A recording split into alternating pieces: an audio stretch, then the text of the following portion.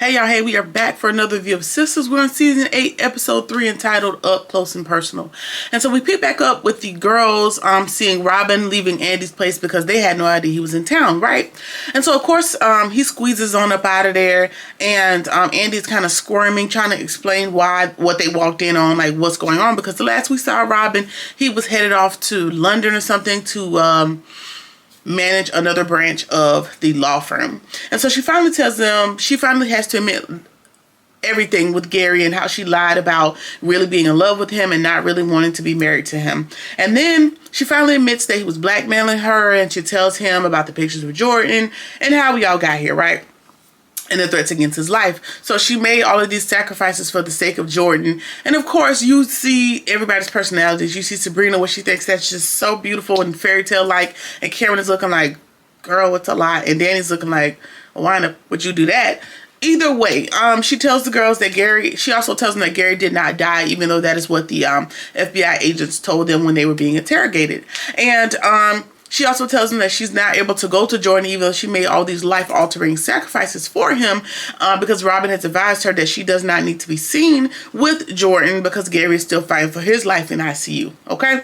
And then she has to pretend to be the doting, concerned fiance to Gary and all that good stuff. And then Danny asks, like, why should we think that Robin doesn't have a motive?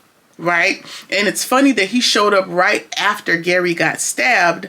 And remember that Gary tried to steal the law firm away from him. Him and Hayden tried to steal the law firm away from Robin. And so he has a motive as well. And, you know, it is convenient that he showed up the next day or same day or whenever they're being interrogated. All right. And so that kind of gave me some credence to, you know, he might be a contender for who did it. All right, so it's funny that he showed up right after Gary and all that good stuff, and he does have a motive. And Danny answered a good question, like, how do you know that you can trust Robin? Because if Robin did do it, then of course he's going to have a vested interest in taking the heat off of him, which means you could very well still be in danger, Molly.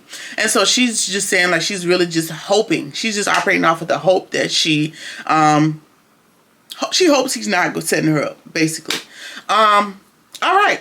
And then she also tells the girls that she was relieved when she saw Gary bleeding, like not scared, not anything. She was kind of relieved, which I can't really blame her for. But she does ask him, like, does that make her a monster? And they tell her, like, you know, no, not really. You know, he's put you through a whole lot, and, you know, the thought of being rid of a big problem in your life does not make you a monster. And I would agree.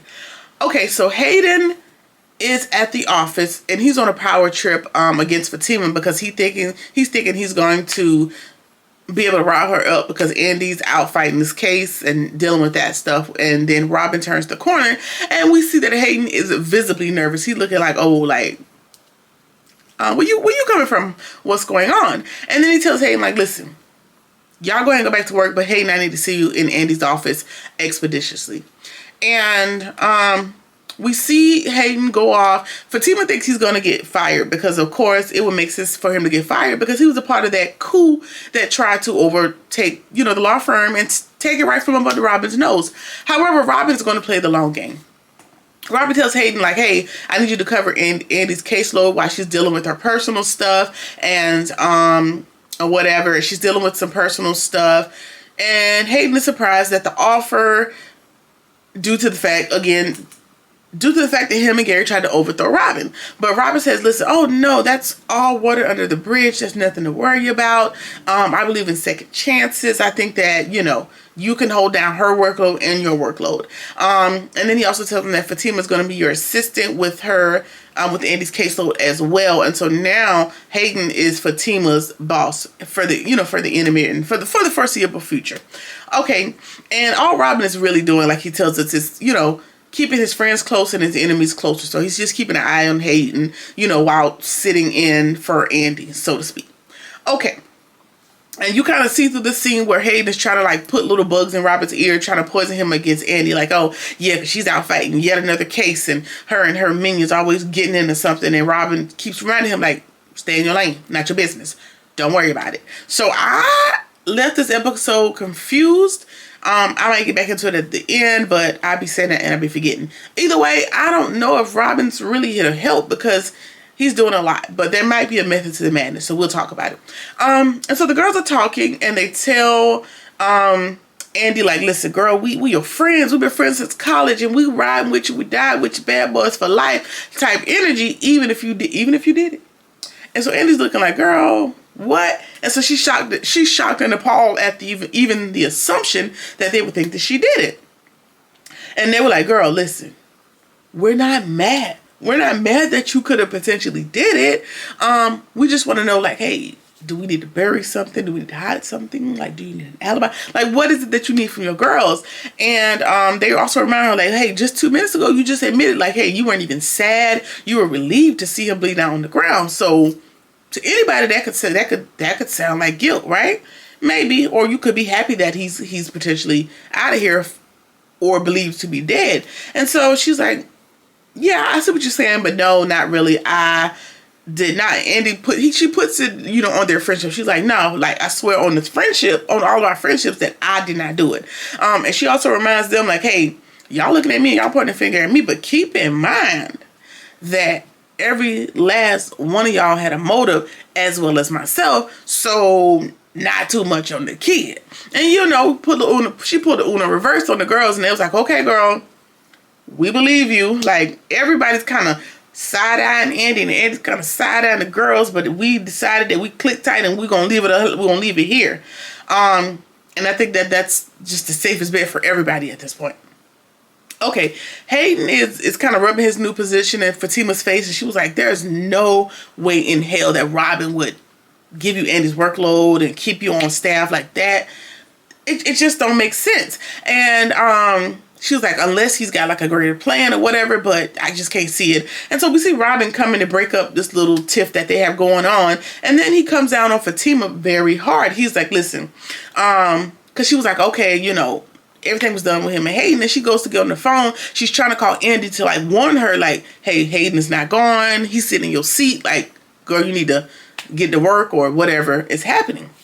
And Robin tells her, like, hey, personal phone calls, not on my time, not on company watch. What you need to be doing is taking those personal calls on your personal time, because while I was gone, what I really heard is y'all was, doing a lot of personal errands and things on the clock, and with everything that's going on with the company and Andy and everything, I need you on task. So when you're on company time, you're on company time. Now get back to work. Like that type energy, right? And so Fatima's looking like, what? And so I don't know.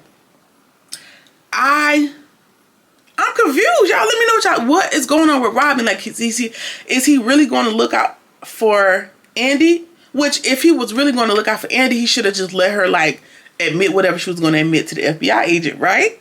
Like, why would you even interrupt the interrogation if you want her to go down for something you potentially did do, right? If we're going to go with that theory. I don't know. But he's also coming down on Fatima very hard. But I wonder if he's coming down on Fatima as a way to protect her, which, if that is the case, you need to verbalize that to her because she's taken aback. But, with the FBI kind of like, he's already told Andy, like, hey, you need to go to the hospital and be a doting wife, a doting fiance. You need to be looking after him and looking upset. And Fatima, maybe needs to look busy because she is also a suspect. Like, you need to be on company time. You need to be present and accounted for so that, everything looks on the up and up with you as well, because you're also a suspect. Again, if that's the case, you need to go and tell her that you're looking out for her low key, but maybe it's like, hey, maybe this wouldn't have happened if there wasn't so much of downtime, free time, like running all these errands on the clock, like all these different issues that have come up while everybody just been lollygagging on the clock. Maybe we need to cut all that out to cut out all these instances that arise. I don't know, y'all. What y'all think? I don't know what Robin got going on, but he's giving a little bit of anger when it comes to Fatima. And I really feel like you should have gave that anger to Hayden. I don't know. What y'all think? Either way, we see somebody enter Gary's hospital room with a needle, and we see them inject something into the line. And again, y'all let me know what y'all think in the comments. It appears to be a dude, like the build, the stature. It looks to be a smaller framed dude, which could be Hudson, smaller framed guy, or it could be Robin, smaller framed guy. Because, hey, if I'm going to set Andy up, I know I told her to go to the hospital. She's going to go to the hospital and see Gary. I got there before her and injected him with something. So yeah, so we do see where she's sitting bedside in maybe in the next episode. So maybe whatever they put in the thing didn't work, or I don't know. I'm confused and I'm ready for next week. Either way, we see, I'm presuming to be a guy. That's my guess and my assumption. Go in there and inject something into that line.